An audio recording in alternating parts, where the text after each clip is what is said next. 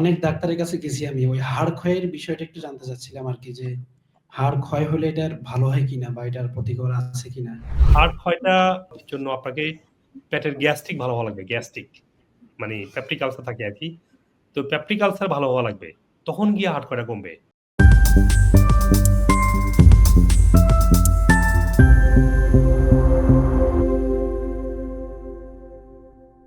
আসসালামু আলাইকুম। ওয়ালাইকুম আসসালাম ওয়া রাহমাতুল্লাহ। ভালো আছেন? জি স্যার, আলহামদুলিল্লাহ ভালো আছি। আপনি কেমন আছেন স্যার? আলহামদুলিল্লাহ আপনার দোয়ায় ভালো আছি। জি, থ্যাংক ইউ। শুকরিয়া। আমরা আসলে ফেনী থেকে এসেছি আপনার প্রোগ্রামটা করার জন্য। আমার বাড়িও অনেকদিন ফেনী। থেকে আমি কালকে হ্যাঁ, হ্যাঁ, হ্যাঁ। জি। তো স্যার আমি আপনার ভিডিওগুলো অনেকগুলোই দেখছি। বেশ মানে আচ্ছা, সবসময় দেখি ভিডিওগুলো আপনার। তো থ্যাংক ইউ। আমার একটা প্রশ্ন হলো যে, অনেক ডাক্তারের কাছে গেছি আমি। ওই হাড় ক্ষয়ের বিষয়টা একটু জানতে চাচ্ছিলাম আরকি যে, হাড় ক্ষয় হলে এটার ভালো হয় কিনা বা এটার প্রতিকার আছে কিনা? যদি এই বিষয়টা একটু করেন উপকৃত হবো আরকি। জাযাকাল্লাহ খাইর। হার্ট ক্ষয়ের বিষয়টা মূলত আসলে এখানে একটা মেটাবলিক ইস্যু থেকে হার্ট ক্ষয়টা হয়। বুঝতে পারছেন? তো হার্ট ক্ষয়টা জন্য আপনাকে পেটের গ্যাস্ট্রিক ভালো হওয়া লাগবে। গ্যাস্ট্রিক মানে পেপটিক আলসার থাকে আরকি। তো পেপটিক আলসার ভালো হওয়া লাগবে। তখন গিয়ে হার্ট ক্ষয়টা কমবে।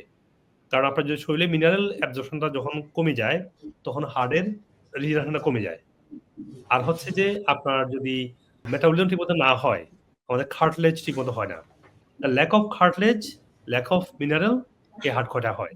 এখন আপনি খাবেন পেইন কিলার, আপনি খাবেন এটা সেগুলো কোনো চিকিৎসা না। এগুলো কোনো সিলি, এগুলো সায়েন্টিফিক না। আপনাকে গ্যাস্ট্রিক থেকে ভালো হতে হবে, কনস্টিপেশন দূর করতে হবে, মেটাবলিজমটাকে ইমপ্রুভ করতে হবে। এই ৩ টা কাজ করতে পারলে আস্তে, আস্তে হার্ট ক্ষয় কমবে। কেন হার্ট ক্ষয় কমবে? বডি নিজেকে নিজে রিজেনারেট করবে। কিন্তু আপনি যে কারণে হার্ট ক্ষয়টা হচ্ছে সেটা আপনি বন্ধ করছেন। তো এটা আরকি। আসসালামু আলাইকুম ওয়া রাহমাতুল্লাহি ওয়া বারাকাতুহু। আপনি যদি আমার ভিডিওগুলো লাইক করে থাকেন, সবার সাথে শেয়ার করবেন এবং কমেন্ট সেকশনে আপনার প্রশ্ন এবং শারীরিক সমস্যাগুলো লিখবেন।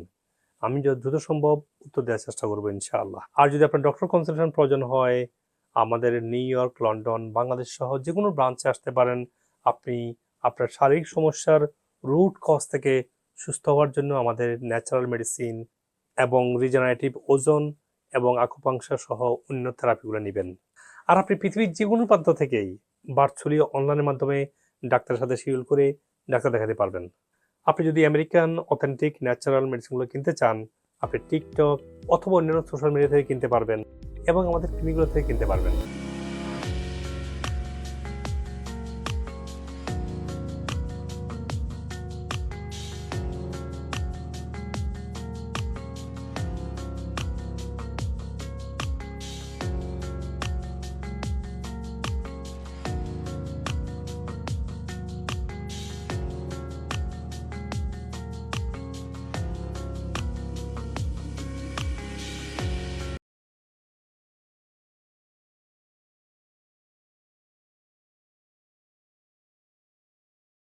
তারপরে লাস্টে এই অক্টোবর মাসে এসে আমার যেহেতু হাড্ডির ব্যথা ট্যাথা, জয়েন্টে ব্যথা, কোমরে ব্যথা, তা আমার তো এখানে অপারেশন হয়েছে। হঠাৎ করেই দেখা গেল যে আমার পায়ে খুব ব্যথা, কোমরে ব্যথা, পায়ে ব্যথা, সমস্ত শরীরে, বলে না গ্রামীণ ভাষায় বলে বিষ ব্যথা। ডক্টর সুমাইয়ার খুব ধৈর্য সহকারে চিকিৎসা করে। তো তারপর ও দেখার পরে হালকা কিছু টেস্ট দিল আর বললো যে আপনি আপনার আকুপাংচার নিতে হবে। ওখানে গেলাম। তারপরে ডাক্তার রাকিব দেখে বলল যে আপনাকে মনে হয় 8টা-10টা সেশন নিতে হবে। তা আপনি শুরু করেন সপ্তাহে 2 দিন করে। মনে রাখবেন আমাদের অনেকে মনে করে যে ব্যথা মানে আকুপাংচার। আকুপাংচারে ব্যথা হেল্প করে, কিন্তু সুস্থ হওয়ার জন্য আকুপাংচারটার সাথে পাশাপাশি সাপ্লিমেন্ট লাগবে। এগুলো হিলিংটা করে, আকুপাংচারটাকে আনব্লক করে, ফ্লো করে। আপনার আমার তো মনে হচ্ছে আমি এখনো ওটার সুফল পেয়ে যাচ্ছি আর কি। আর যে এনার্জি লেভেলটা আমার মনে হতো যে আমার শরীরে কোনো শক্তিই নেই, মানে উঠে দাঁড়াতেও ইচ্ছে করতো না। প্রচুর রকম এনার্জি পাইলাম। আমার পায়ের ব্যথা, যেটা কোমরের ব্যথা, যেটা যে দাঁড়ায় থাকলে 5 মিনিট অবশ্যই যেতাম, আমি আজকে যখন আসছি 40 মিনিট বাসে, 40 কি 1 ঘন্টার মতো বাসে দাঁড়ায় আসছিলাম। আমার পায়ে আর অবশ হয় না। আমার যে এই যে হাতের যে জয়েন্ট গুলা, আমি সবসময় এমন করতাম, মানে এগুলো ব্যথা করতো। আমার এগুলো ব্যথা হয় না। না, আমার পা যেমন আগে আমি এখান থেকে যদি উঠি এভাবে ধরতাম, আর ডাক্তার বলতে সবসময় আপনি বেল্ট পরবেন। হ্যাঁ, হাঁটতে গেলেও বেল্ট করতে বলছে।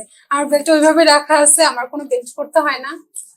আমার যে পিএলআইটি যেটা বলে কোমরের, যেটা অপারেশন করতে বলছিল স্যার, এখন সেটা পিএলআইটি অপারেশন করতে হবে না?